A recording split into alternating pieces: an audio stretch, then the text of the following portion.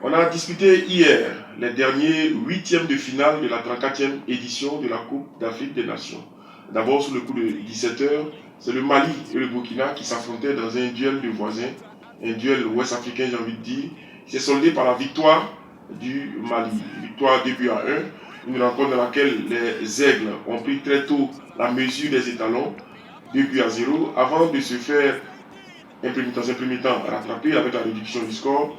Et puis on a cru que les étalons allaient poursuivre sur la dynamique pour recoller, mais malheureusement, cette équipe de Burkina Faso est tombée sur une solide équipe malienne qui a produit du très beau football, comme c'est le cas depuis le début de cette compétition. Une équipe malienne ambitieuse dans le jeu, une équipe malienne qui a des certitudes, une équipe malienne en tout cas qui a récité tout simplement son football pour venir à bout des courageux burkinabés qui quittent la compétition à l'étape des huitièmes de finale. Et puis après, dans la soirée, eh bien, c'est le Maroc qui s'est cassé les dents tout simplement face à une équipe sud-africaine qui a les mêmes, j'allais dire, les mêmes entournures que cette équipe du Mali qui produit du jeu, qui est dynamique avec des joueurs vifs, qui sont tranchants sur les phases de transition et qui ont puni cette équipe marocaine jusqu'à la faire craquer dans les ultimes minutes de cette rencontre. Dommage pour les Lions de l'Atlas qui étaient placés comme les grands favoris de cette compétition, demi-finalistes de la dernière Coupe du Monde.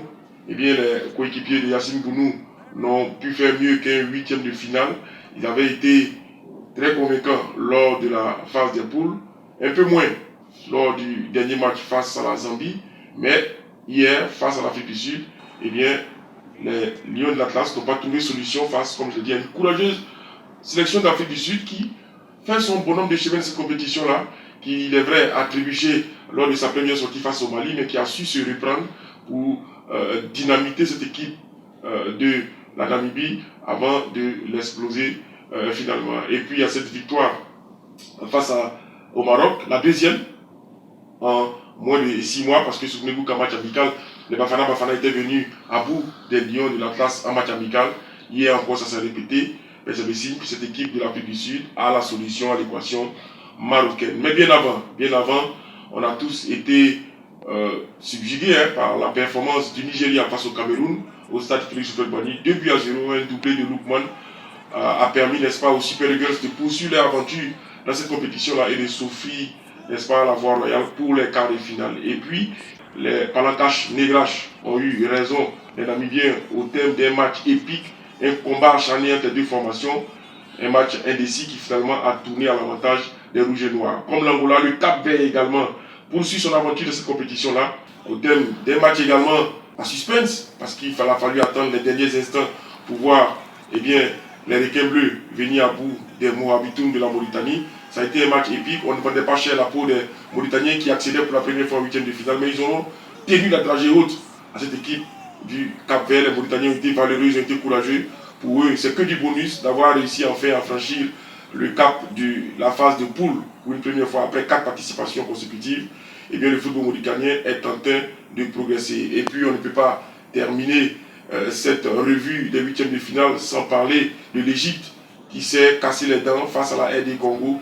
Une équipe de la RD Congo pas forcément extraordinaire, mais qui sait se montrer solide, qui sait se montrer tranchante. Elle a réussi à décrocher sa qualification pour les quarts de finale jusque dans les tirs au but. Un exercice qu'on disait pourtant favorable aux Égyptiens avec l'immense et le légendaire Gabaski qui cette fois n'a pas eu la solution face aux Congolais qui ont pris le meilleur. Les Congolais s'invitent en quart de finale de cette 34e édition de la Coupe d'Afrique des Nations et c'est bien mérité. Pour l'Égypte, il faudra attendre dans 2 ans au Maroc pour essayer de faire planer, n'est-ce pas, le statut de favori du Pharaon. Et puis pour terminer, l'opposition qui aura tenu toute la Côte d'Ivoire en haleine, c'est ce 8e de finale entre la Côte d'Ivoire et le Sénégal. On le disait, le Sénégal avait réalisé un parcours sans faute lors des phases de groupe. Et puis, la Côte d'Ivoire, de son côté, était passée par le trou d'une aiguille pour se qualifier. On se souvient du scénario. Les éléphants apparaissaient donc comme le petit poussé face aux Sénégalais. Sauf que l'histoire se répète toujours. Les Sénégalais, qui n'avaient jamais battu les éléphants de Côte d'Ivoire en phase finale de Coupe d'Afrique, n'ont pas réussi avec le Sud-Indien parce qu'en face, il y avait une équipe survoltée tout simplement, qui bien que menée au score depuis la 4e minute, a réussi à refaire son état à la 87e minute sur un penalty de Franck Kessié, sur lequel nous reviendrons un peu plus tard dans une prochaine vidéo. Les éléphants ont tenu, poussés par un public, poussés par un peuple, poussés par la planète ivoire tout simplement. Les éléphants ont réussi à renverser la situation, à renverser les Lions de la Teranga pour s'imposer finalement 5-4. Bravo aux éléphants qui désormais attendent le samedi prochain du côté de Bouaké pour affronter le Mali. On aura en tout cas des quarts de finale de haute intensité tout simplement parce que cette Coupe d'Afrique n'a pas fini de nous livrer ses secrets. On se plaît depuis le 13 janvier à prendre du plaisir à regarder ces équipes-là qu'on disait petites. On se plaît, n'est-ce pas, à voir tout ce suspense qu'il y a autour de cette compétition-là qui, de loin, reste la meilleure jamais organisée. Kader Aguilavogui pour Abidjan.net.